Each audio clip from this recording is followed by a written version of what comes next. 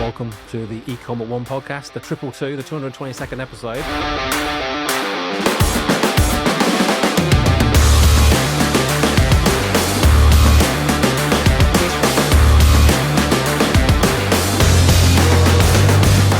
The fastest growing beauty brand in the UK 2025. I didn't come up with the idea came to me and was just knocking until I finally said, okay. So obviously a few years in, you fairly famously went on Dragon's Den. One of my favourite stories. You didn't get investment, but... Rejection is the best thing that could have ever happened to me.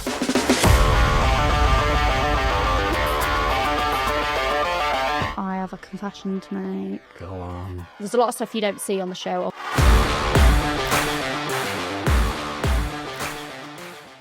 Lucie, welcome to the eComOne podcast, the 222, the 222nd episode. For those that maybe have been living under a rock and don't use their phone, maybe introduce yourself and the story of hair syrup. Okay. Hi, everyone. Also, so weird because when you told me that I was episode 222 this morning, that's actually my angel number. So I think, I don't know, I'm into all of that stuff, so I think that's a sign. So I'm Lucie, and if you don't know me or hair syrup, I'm sure that after you've heard me speak for 20 minutes and your phones have listened to it, you are going to see a lot of hair syrup in the next couple of days. You said that you Googled me once and now you can't get away from it. That is it. Every night now, hair syrup. We post 25 times a day on TikTok as well. That doesn't help. So I'm Lucie. I founded Hair Syrup 5 years ago. We're a hair care brand, essentially, and we sell a range of natural hair products. We used to just sell oils, but now we've kind of dipped our toes into other products. But I started the business 5 years ago, and it's completely unrecognisable. So when I started it, I was in my second year at Warwick University, and it basically started like a lot of classic entrepreneurial tales that you hear. It really started because I had a lot of problems with my hair and scalp that I couldn't find a solution for. The hair care market back then was tiny. I mean, it's growing, pretty unprecedented rate now year on year, but it was really small back in kind of 2017, 2018. And I couldn't really find anything to help with my hair. So I started researching into natural hair care and ended up making my own out of a student kitchen. So before I even thought about selling these, I was actually hand mixing them. I always compare it to, I was like Walter White in my student kitchen, just like oils here, everything. And I used to decant them I bought from a 99p bargain store somewhere, those ketchup and mustard bottles. It's actually really funny because they're not dissimilar to the shapes that we use now. And then, I'd use them. So I used them for about 18 months. They transformed my hair. Never, ever in a million years did I think that my finding in life would be selling hair oils. So never, ever thought of, commercializing them. But there was a few strange twists of fate, which meant that I made a TikTok video when I first downloaded the app about summer of 2020. And I had been sent home. Well, I went home from uni because it was all online. So I was living back home with my parents. So I was really bored. And hair care was a big thing on the app. Everyone had botched at-home hair care haircuts because all the salons were shut during COVID. I think I had one of those. Yeah, I think we're all familiar with those. Or they just had a dodgy bleach job, or they were just trying to sort their hair out in general. So hair care was a big thing, and I thought, this is quite cool. I could make a video about this because I've had a big hair transformation, and if you look on my page, you'll see what my hair used to look like. And I made a video. It took me about 2 days to make the 60-second video because I didn't know what I was doing. I'd never used social media that way before. And then I posted this video, woke up in the morning, and it had 600,000 views. And everyone in my comment section was just like, oh, please, can you sell me a bottle of this stuff? This looks great. I need some of that oil. What's your PayPal? My hair looks exactly like yours. I need that. And the intention of the video was, of course, not to soft launch a hair oil. It was just to talk about my hair journey.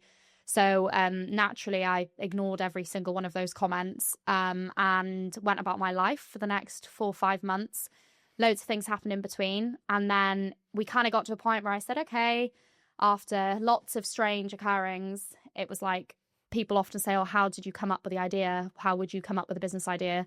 And I always say to people, I didn't come up with the idea came to me and was just knocking until I finally said, okay, we'll sell it then.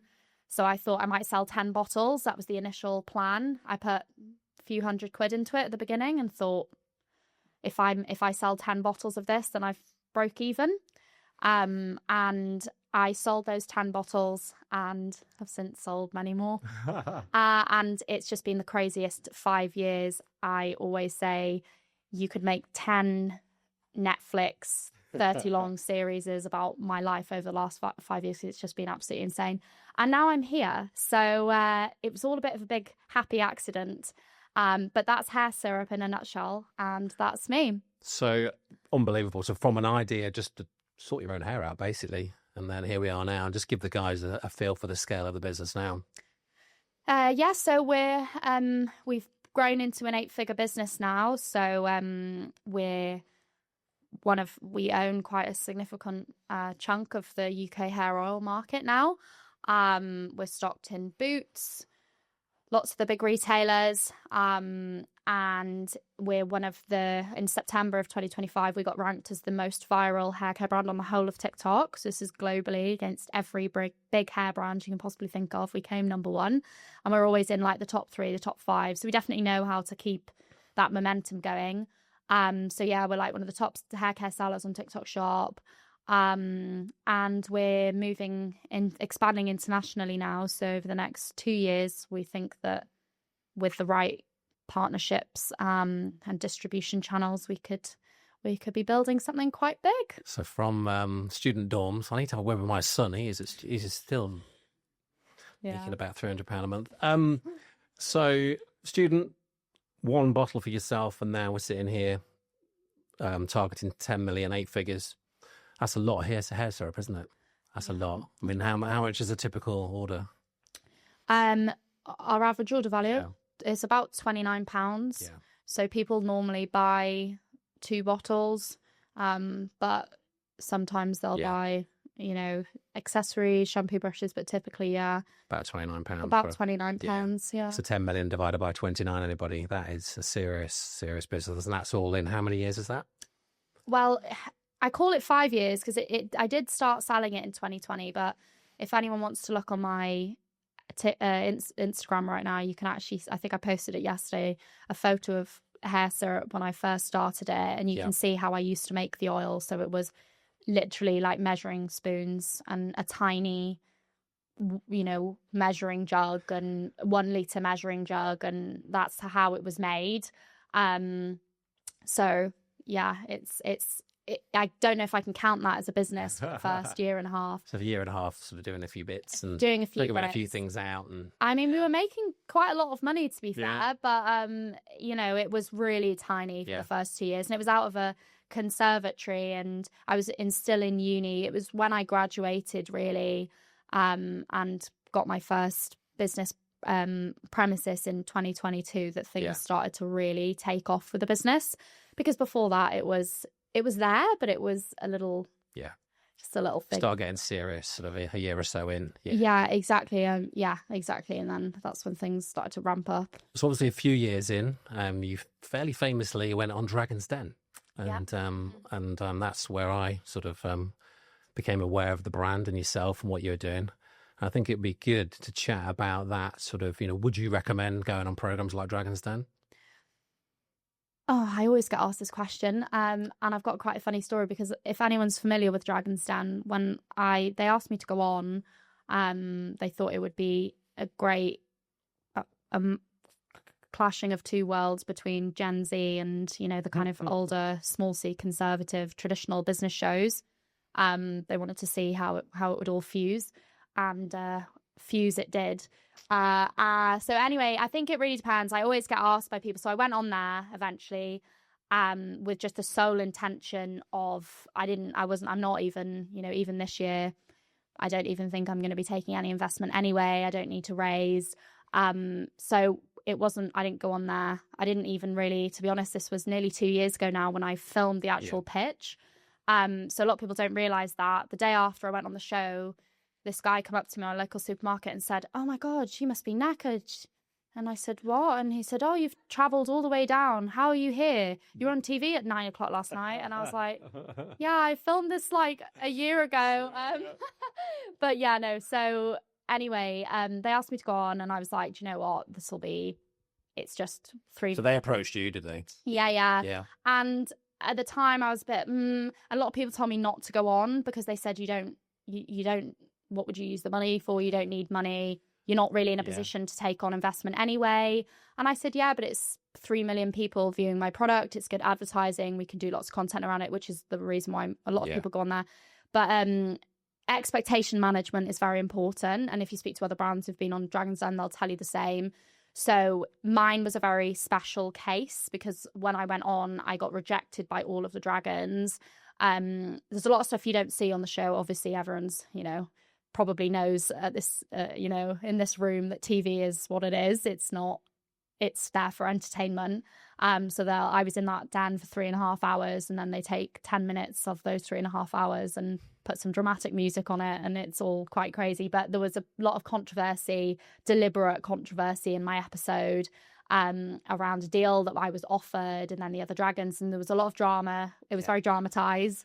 It actually wasn't really like that when I was in the den. But anyway, so there was a lot of controversy around the episode in general because I was 24. I'd built the biggest business because I think when I went on there, I was doing 4 million a year. And Dragon's Den had never, well, from what I got told anyway, that was the biggest, most profitable business that had ever been on the show. But yet when you see how they treated me on camera, they were scathing. And you think you've got businesses who go on there and they've made a 3-year climbing loss and they get 6 offers. So it didn't really make sense to the public. They thought this is an up and coming brand, started from nothing. Why are they being like this towards her? And that's why it got so much media attention. And then we made a big marketing campaign off the back of it.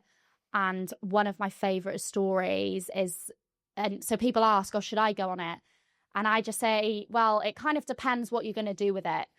And if it's on brand for you to do anything at all, because I went on, I got rejected by all of the dragons, and then we made a huge, and we still do it now, we just absolutely milk it. It's nearly a year on, and we're doing a big, keep an eye on our Instagram tomorrow, because tomorrow is actually an anniversary of when I went on Dragon's Den. So we'll be doing another thing, a huge giveaway tomorrow, based around Dragon's Den. I think it's brilliant. As you said, you went on. Yeah.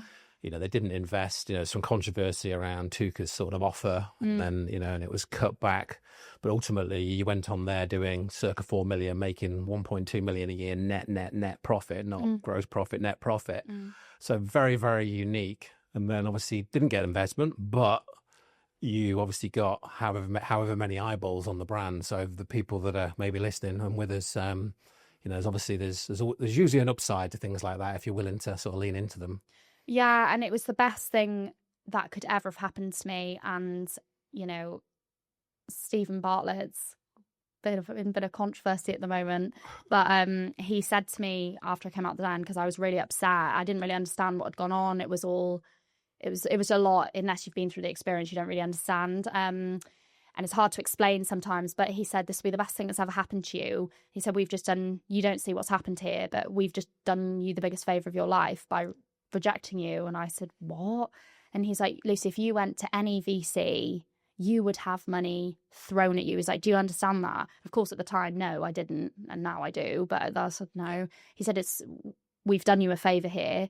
You can use this to your advantage. And when you calm down, the adrenaline goes, you'll see that this is a positive. And he said, I'll speak to you in a year's time. And anyway, of course, it was career making for me. It made my brand. It's made my personal career, personal brand. And it's just the best thing. That rejection is the best thing that could have ever happened to me, and could have ever happened to the brand, and has given me probably decades worth of content to talk about. But what I will say is, someone said to me before, a couple of months after I'd been on Dragon's Den, they said, oh my gosh, I've got a X brand and I'm going to go on Dragon's Den. And I really hope that I get 6 no's like you did, so that I can go viral like you did. And I said, well, I didn't go into Dragon's Den hoping for 6 no's. I certainly, that wasn't my intention. So my advice to anyone is, if you're going to go on with, clear, pure intentions, and don't try and outsmart these people, because if you go in with a game plan, they're just gonna. Yeah. And if you go on thinking you've got some big PR spin in your mind, don't bother, because you're not in control at all, and you're not in control of the edit. So if you're going to go on, do it for the right reasons, and not because you're trying to engineer something, because you have no idea how it's going to go. I spent 9 months after the episode had been filmed, and I had no idea whether they were going to make me look like an angel, the devil. I had no idea what they were going to put in, what they were going to show. So I didn't know. So you didn't see the edit till it went live? I didn't see the edit until it went live. And I had no idea what angle they'd taken. I didn't know if they'd made me look really stupid, if they'd made them look really nasty, them look nice, me look rude, because you don't know. So I would say, expectation manage. It was a very unique set of circumstances for me. But when I would, most press is good press. So with not knowing what the edit would be, were you sort of ready social-wise with different angles? Have they said that if it came out in a different way, maybe, were you ready with a certain take from a social media point? To be honest, no. But again, that's what comes with the advantage of me having gone in with such a naivety and such an innocence, because I went in there and I was just completely myself. So I said they can edit me, and if they edit me and make me look really untrue to character, I just intended on, correcting it and saying, actually, no. But the general idea was that at the end of the day, whatever they made me look, I didn't get any offers. So I thought this could be a public humiliation, because with this big brand and everyone knows hair syrup on TikTok, and this could be really embarrassing. So we need to laugh about it before everyone else laughs about it. And because we took the mick out of the whole thing, and I took the mick out of myself, and I really leaned into a lot of these narratives that if I hadn't leaned into them, calling it a trend, if I hadn't leaned into that, then I could have faced a lot of scrutiny and questioning around it. So we kind of just made it all a big joke. And when you do that, it makes it really difficult. And anyone who would come in our comment section and say, you have no idea what you're talking about, you're so stupid and you don't deserve to run a business because you're not, whatever they were saying, everyone in the comments was either like, well, obviously not, mate, because like, how big are the businesses? Or B, it was like, well, relax. It's a joking video that they've made to a TikTok sound. It's not that big a deal. Just chill. So that's kind of what we leaned into. We leaned into the humor side of things. But they were interesting conversations, because you're actually not supposed to do that. So I had a lot of interesting conversations with the BBC before my episode aired. Really? Yes, their legal team. Oh, okay. And I had to explain to them what the sad hamster meme was. And they thought that I was calling the dragons a hamster. And I was like, no, you don't get it. And I was trying to explain to this woman on the phone, and she was like, what does this mean that you've posted? And I was like, well, it means that I'm the hamster. No, I'm sorry. I just don't think we can. I don't like this. I don't think this is acceptable. I said, well, it's the trend. It's okay. I was like, I'm not offending anyone, but it was so different for them, because they'd never had a brand like mine on. And I think they thought, oh, this is good, we'll attract a new audience, but hadn't really accounted for. Yeah. So the idea was, and what we always say, and when I talk about it, I say, well, they trolled me on TV on the kind of old-fashioned, not old-fashioned, but sort of small C conservative, business show. So I thought, well, I'll do the same to you, but on TikTok. So I think a lot of that will resonate with, I think obviously you've gone on there, and then obviously you're getting a lot of press, mixed press, and you must be used to, you must have a very, very, very thick skin in terms of, like you're saying about your comment section. Of course, for 100 great comments, there's usually 1 or 2. I've had a few myself, but for the guys in the audience and the people that are listening, what would you say to, sort of putting yourself out there? I think obviously more and more brands, more and more marketing departments, sort of founder-led, putting more content out with their founders and their marketing teams and so forth. and ultimately sometimes come across some, how can we put it, knobheads. Yeah. What's your take on that? What would you say to the people that, I know there's a few people that are doing a lot of personal branding or pushing the personal brand in the room? Well, I read this thing the other day and it said something like, if you haven't got a Reddit hate thread, then you're not working hard enough. And I was We need like, one of those guys. yeah. Oh, but no, it's an inevitable part of, I mean, I get some of the most, we read these comments sometimes and you just think, who is this person? How have they got, for me, I just think, how have you got so much time on your hands? Ultimately, the question is, why do you care so much? So I'm almost, it used to really, really bother me. Like it would keep me up at night. If I had a viral video and then I had some hate comments, I wouldn't be able to sleep. I'd be so anxious. I'd be looking at my phone, refresh. And now I just have to read these comments and just, what do you even say? At the end of the day, 99% of the time you go on their profiles and it's anonymous anyway. And you think, well, you're doing that for a reason. You're an anonymous profile. But there's not really, to be honest, I don't read a lot of the stuff. When I went on Dragon's Den, I did not read the comment sections for about 3 weeks. Even though they were all quite positive. I just feel that it's too emotionally draining. And we always just say, if you're having any stick on social media, excuse me, and I know a lot of founders who've been cancelled or like whatever has happened on TikTok, and they find themselves, and then they think, oh, do you know what? I'm going to leave my phone and I'm going to come to the cinema. I'm going to do this. And suddenly you find yourself in the real world and you're like, oh, actually, nobody in here even knows who I am, or some people might know, but they probably haven't seen that bad video that someone's made about me. And it's nice to just, I know that phrase, go outside and touch grass, but genuinely remember that this is not the real world. And even if you've got 100,000 people seeing a video and loads of people commenting negatively, that is not the real world online. The online world is not the real world. It's not representative of how people feel about you and who you are as a person. The only thing I struggle with, and, you know, just to give everyone a bit of a heads up, is I never intended to be I know people do it deliberately now because it's a marketing tactic, but I never set out to be a founder-led brand or anything. But it's natural. It's how the brand naturally evolved because the products were based on my hair. But I would just say that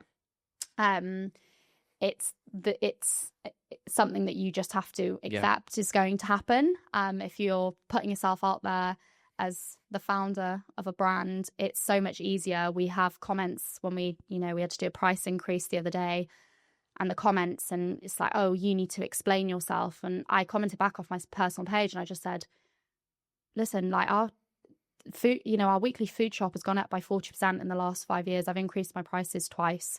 But it's so much easier for people. They're not going to go and shout at Tesco because no one's listening. But if you come to me or Hair Syrup, you're speaking to a real person. And I think a lot of people in the world at the moment feel like there's a lot of bad stuff going on and they feel very out of control and people's lives are really difficult. And to try and get that sense of control over something or let out some frustration about the fact that everything's so expensive nowadays, it's much easier to come and have a go at me because I've made my products 10% more expensive in the last X amount of years than it is to, there's always going to be one or two, isn't there? Yeah, and you are an easy target and you are a human being and you are someone you're not just this big body, this big government or this big corporation. You are someone for someone to say, I don't like that and I'm angry about this and I want someone to listen to me and hear me about it.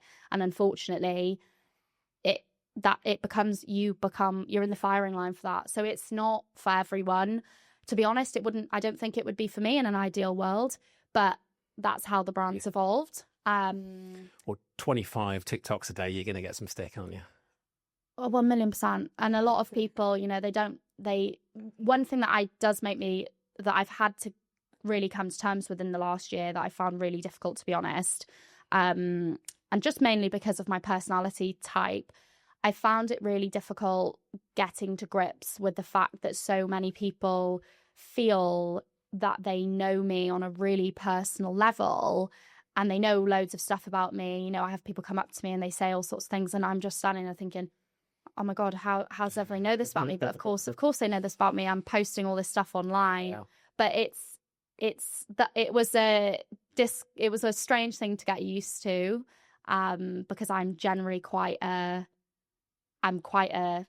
small circle private person. Yeah. But It's funny that, isn't it? I know a lot of people in a similar, in they're very, in the business side, like yourself, very much, doing a lot of content. But when you meet them, they're actually really quite quiet and private, and yeah. Yeah, I mean, I think you see my real personality on TikTok, but just in general, like I've got quite a tight circle, and I've always been like this. I'm quite selective about who I have in my life and things like that. And now it kind of lots of people, millions of people feel that they have very intimate access to me, which is fine, but I'm okay with it now. But it was very strange when I think I read something where you went to an event. This is probably 6 or 8 months ago, and you had to take security with you, or had security there. Yeah.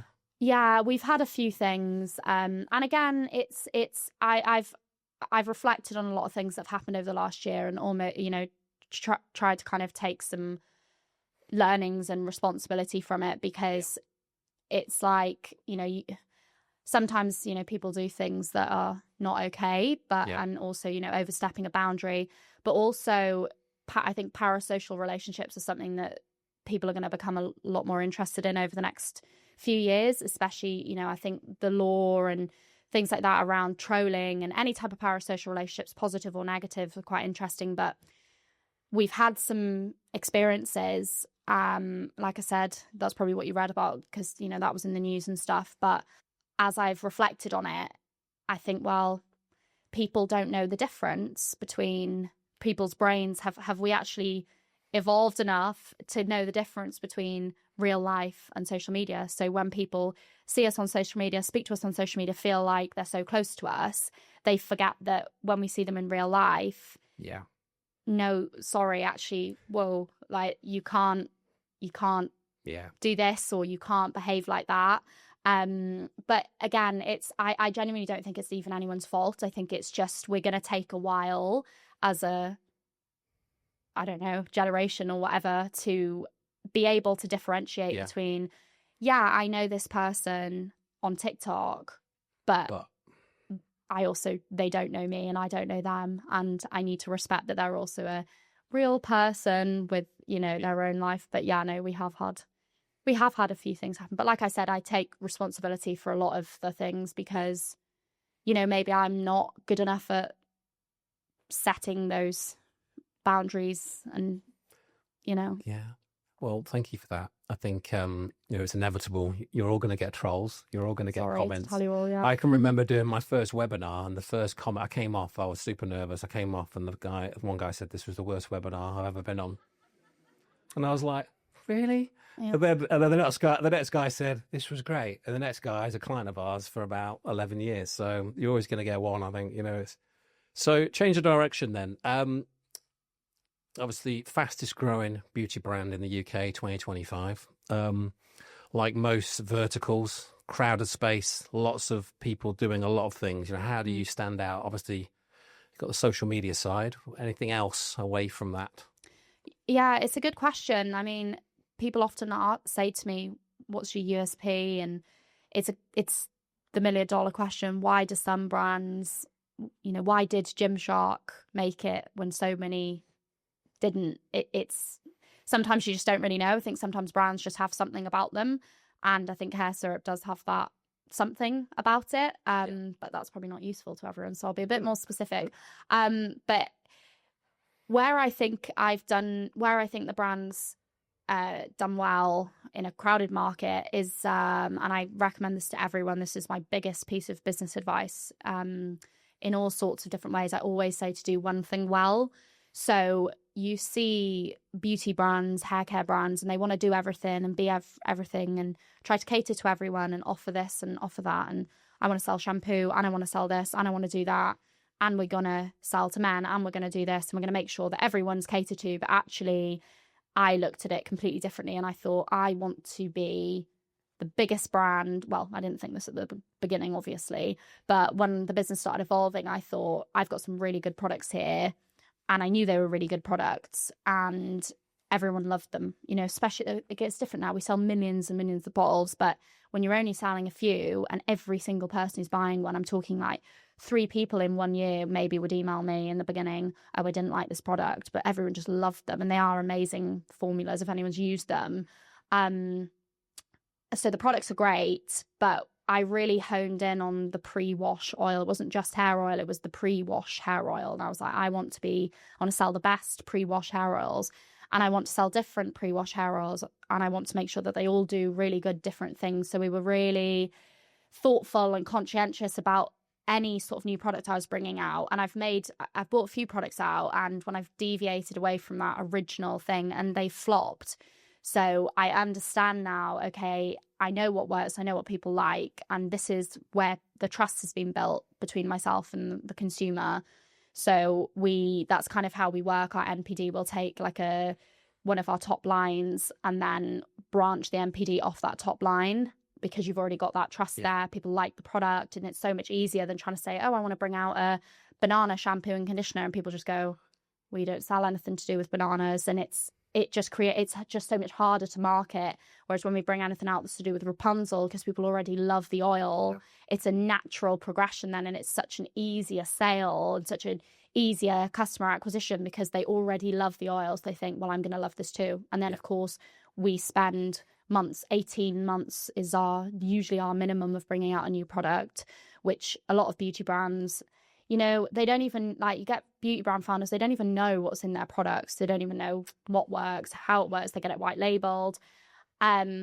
We really care about the products and the product development process and how well the functionality of the products, how well they work. We're not just pushing some trending crap out there because we think, oh, well, we've got a big brand name, so we'll sell that and we can push it. Like, we don't do that. It's all extremely deliberate, well thought out. So the main way that we cut through the noise from the rest of the competitors is, like I said, being really hyper focused on that one sector, which is the pre-wash sector. And also our social media, you know, is unrivaled really at the moment. But which gives us a massive USP, of course. The packaging, again, people love it. The products are 100% natural. So I think we've taken as well, just in terms of the product itself, we've taken a sort of natural skin and hair care has always been seen as, oh, that just doesn't work. It's just overpriced and doesn't do anything, and it has to be synthetic, and it has to be this, and it has to be that. And we've taken that, and people would always think, oh, it's hippie, it's this, it's not, doesn't work. You've got all these connotations around it, but actually we've taken these amazing natural ingredients and just made them trendy and put them in some trendy packaging and sold it in a trendy way, and suddenly it's, oh, cool. So stuck to the roots of, at the core of, exceptional products, all about product. And you've got these key products that are sort of the products that have meant that you've done so well, and you're sort of branching off those rather than going with some crazy ideas. But that said, have you got any sort of ideas maybe further down the line to add not just hair syrup or other business ideas around sort of many other products? Yeah, so we have actually, I mean, we're 5 years in now, so I think we're at a stage where we can comfortably move into different directions. And when I knew we could, it's because customers were asking for it. They were saying, I love this product so much. Why don't you make, you know, we sell one product that's really good if you've got flaky scalp. A lot of people use it if they've got dandruff. So it's a peppermint oil. And people say, this is just, that I couldn't live without this product. I always struggle to find a shampoo. Can you turn this oil and make a shampoo out of it? So I kind of knew we were at that stage when every day in my comments, people were asking. So when I'm talking about the kind of close, intimate relationships we have with people, there are pros and cons to it. But ultimately, there's such an open dialogue between us that we always know what they want, and they're always feeding back. So sometimes you have to read a lot of the comments and just think, okay, well, I'm not going to action that, but it's still, because it's just a comment.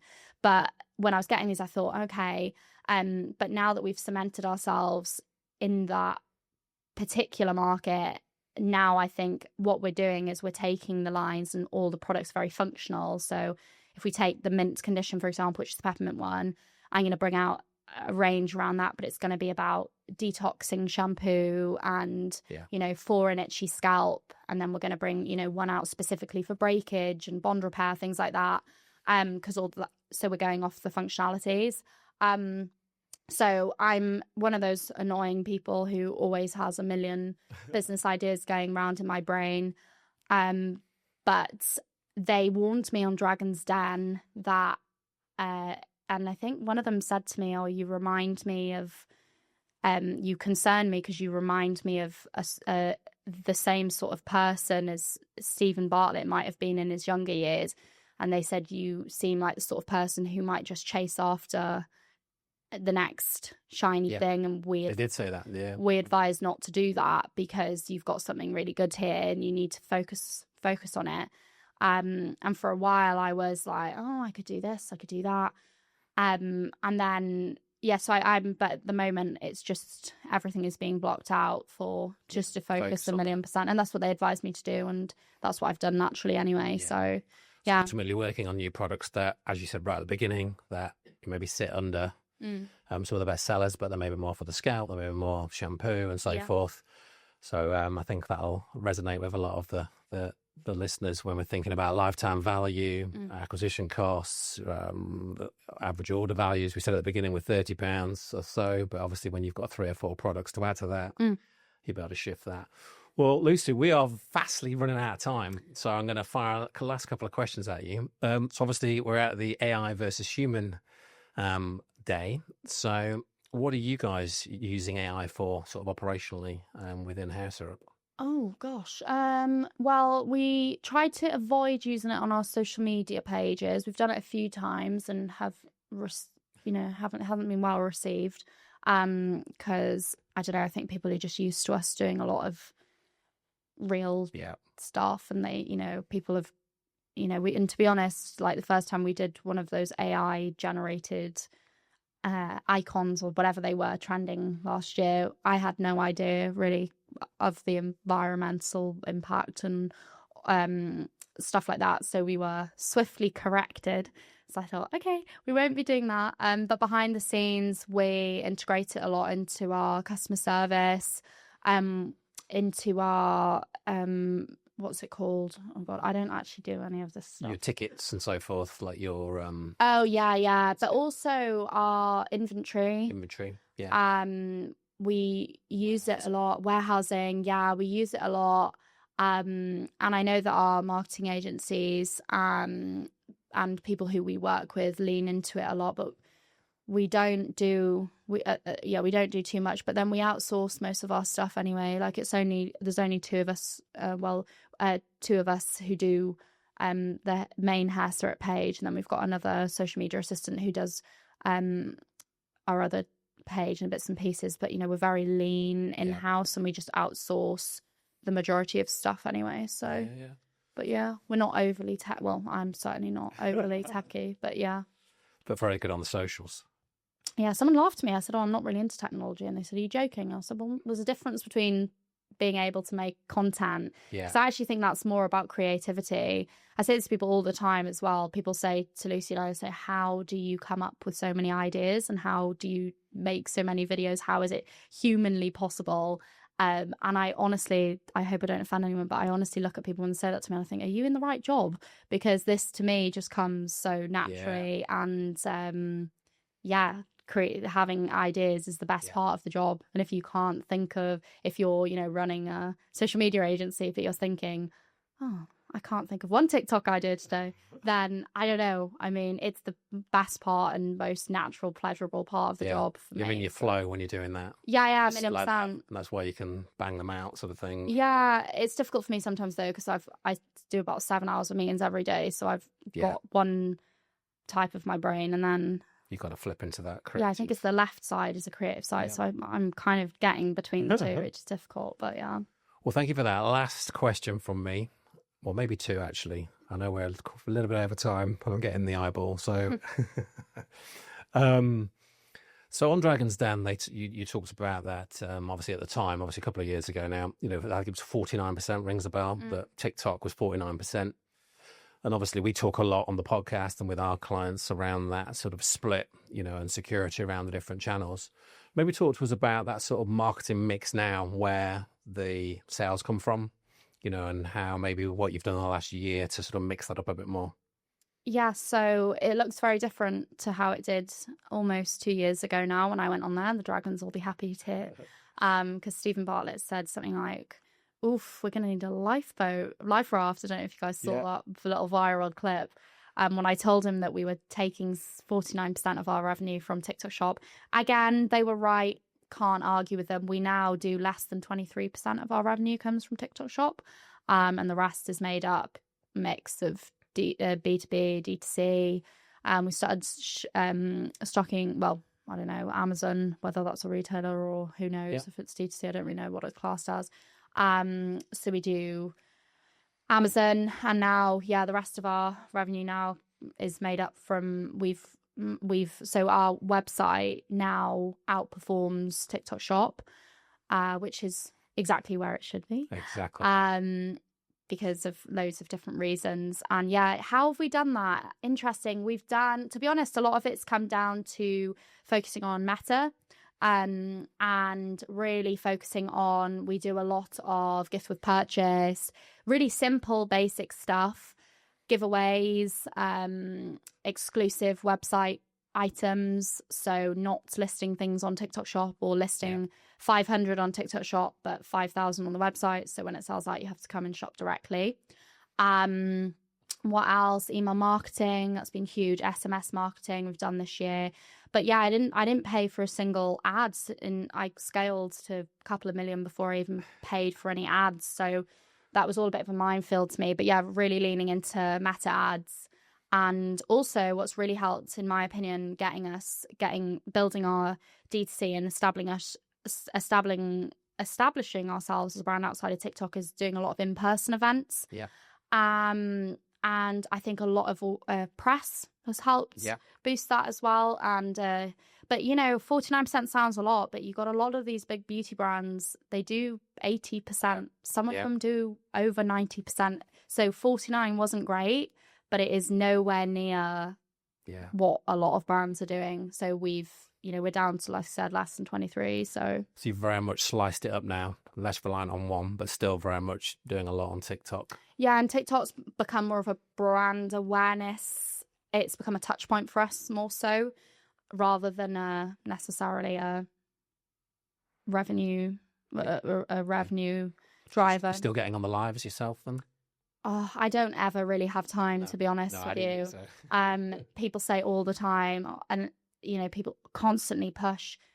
Like, I think everyone hears it, don't they? There's so much pressure on founders, and I feel sorry for people as well who just don't want to be in front of the camera, and they're just like, God, I sell a good product. I've got a marketing team. I don't want to stand on TikTok Live. I don't want to be in the videos, and I totally get that with people. But they always say, oh, you're the founder, you'll sell so much more. And I'm like, look, I've got so much, I can't just switch from one thing to another.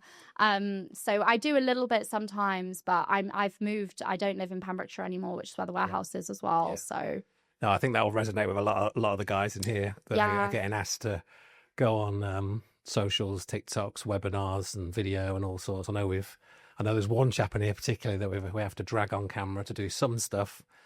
Well, Lucie, it's been an absolute pleasure. As those that know, who've listened to a few other podcasts, we like to finish every episode with a book or resource recommendation to our audience. What would you recommend? What's one of your go-to books, maybe? I have a confession to make. Go on. I've never ever read a business book. Isn't that brilliant, eh? 10 million a year, never read a book. A business book. I've never read a business book, so I don't have one to recommend. Good for you. But I tell you what, I did a program, a business program. I don't know if people in the room might have heard of it. It's Goldman Sachs 10K SB. So they did it with Said Business School. I did that at the end of last year. I finished, literally my graduation was like last week. And it's kind of like a mini MBA is the best way I could describe it. So to get on the program, I think you need to have been trading for 3 years and maybe have a $250,000 turnover. So if that applies to anyone in this room, it was the best thing I've ever done as a business owner, apart from, well, it's on par with going on Dragon's Den. It's transformed a lot of things. So look into the 10KSB program if you qualify for it, because it's probably better than a lot of books you're going to read. You're getting taught by, Oxford University professors about every area of business, marketing, sales, finance, logistics, operations, everything. So I highly recommend doing that. Brilliant. We'll link that up in the show notes. Well, thank you so much for coming down to see us in not so sunny Lincoln today. Round of applause for Lucie, everybody. Mm-hmm.